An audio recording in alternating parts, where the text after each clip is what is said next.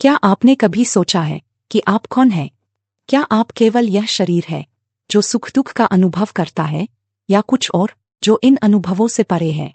गीता में भगवान कृष्ण ने अर्जुन को आत्मा और शरीर का रहस्य समझाया था। आज हम उसी गहन ज्ञान को सरल शब्दों में समझेंगे। आत्मा, शरीर, मन और इनके भेद को जानना केवल आध्यात्मिक शिक्षा नहीं है, बल्कि यह जीवन की हर उलझन को सुलझाने की कुंजी है। तो चलिए एक नई दृष्टि से आत्मा और शरीर के भेद को समझते हैं। गीता के अनुसार आत्मा और शरीर अलग है। आत्मा हमारे अस्तित्व का वास्तविक स्वरूप है, जबकि शरीर केवल एक माध्यम है। जैसे एक व्यक्ति वाहन का उपयोग करता है, वैसे ही आत्मा शरीर का उपयोग करती है। शरीर की सीमाएं हैं। यह जन्म लेता है, बड़ा होता है, बीमार पड़ता है और अंततः नष्ट हो जाता है। लेकिन आत्मा इन सीमाओं से परे है। आत्मा अविनाशी है। यह कभी जन्म नहीं लेती और कभी मरती नहीं। शरीर सुख दुख का अनुभव करता है, लेकिन आत्मा इन अनुभवों से अछूती है। यह जानना महत्वपूर्ण है कि हमारा असली स्वरूप आत्मा है, शरीर नहीं। अगर रथ टूट जाए तो इसका अर्थ यह नहीं कि रथ का स्वामी भी नष्ट हो गया। इसी प्रकार शरीर का अंत आत्मा का अंत नहीं है। आत्मा प्रकृति और सृष्टि के नियमों से परे है। यह अजर, अमर, अचल और सर्वव्यापी है। जैसे सूर्य के प्रकाश को कोई छीन नहीं सकता, वैसे ही आत्मा को कोई शक्ति प्रभावित नहीं कर सकती। गीता में भगवान कहते हैं, आत्मा को न शस्त्र काट सकते हैं, न अग्नि जला सकती है, न जल गला सकता है और न वायु सुखा सकती है। आत्मा नित्य है। यह किसी भी प्राकृतिक नियम के अधीन नहीं है। यह परमात्मा का अंश है, जैसे चिंगारी अग्नि का अंश होती है। इस सत्य को समझने के बाद हमें किसी के मरने का शोक या किसी के जन्म लेने की खुशी में अतिरेक नहीं करना चाहिए। यह समझना चाहिए कि आत्मा न कभी जन्म लेती है और न मरती है। यह अनादि और अनंत है। कई लोग पूछते हैं, अगर आत्मा अजर अमर है तो फिर हमें सुख दुख का अनुभव क्यों होता है? इसका उत्तर गीता में है। सुख दुख का अनुभव आत्मा का नहीं, शरीर का है। जब शरीर को चोट लगती है तो पीड़ा होती है। जब कोई अच्छा अनुभव होता है तो आनंद महसूस होता है।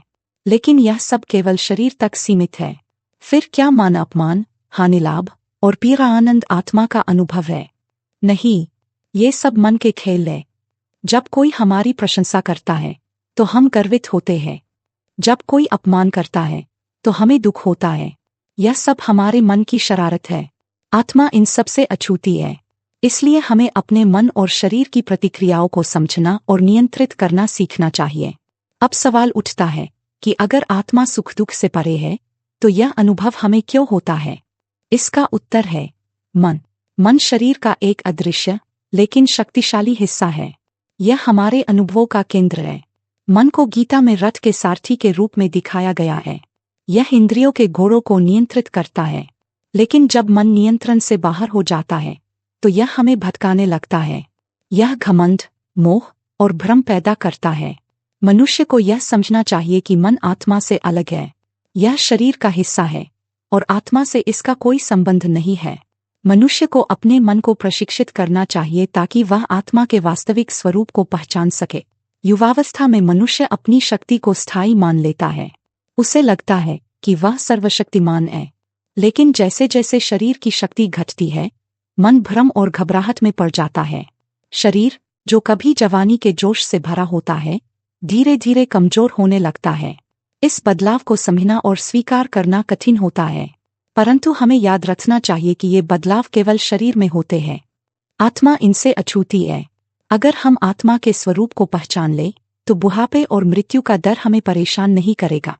मैं का घमंड और मोह मनुष्य को भटकाता है। यह घमंड मनुष्य को अस्थायी चीजों से बांधता है। यह समझना जरूरी है कि आत्मा इन सब से परे है। आत्मा के लिए धन, मान और पद का कोई महत्व नहीं है। इसलिए हमें अपने मन के मोह और घमंड से मुक्त होना चाहिए। आत्मा और शरीर का भेद समझना जीवन के हर प्रश्न का उत्तर है। अगर हम इस सत्य को समझ ले कि आत्मा अजर अमर है और सुख दुख, मान अपमान केवल मन और शरीर तक सीमित है, तो हम एक शांत, स्थिर और आनंदपूर्ण जीवन जी सकते हैं। तो आइए इस ज्ञान को आत्मसात करें और अपने जीवन को एक नई दिशा दें।